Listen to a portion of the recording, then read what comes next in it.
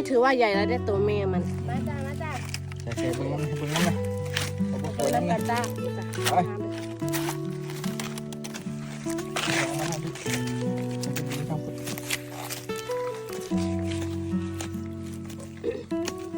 ได้พี่น้องตัวมันใหญ่บ่มุมทุกปลาดิเลยปลาแหลกที่ปกติเหมือนเรียกตัวใหญ่ขนาด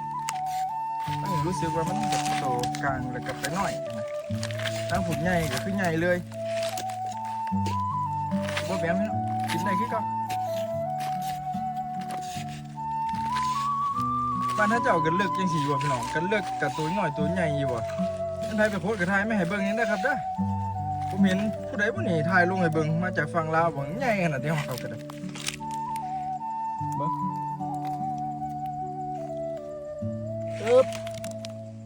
อันนี้ถือว่าใหญ่แล้วได้ตัวแม่มัน ไปเนี่ยลุยต่อ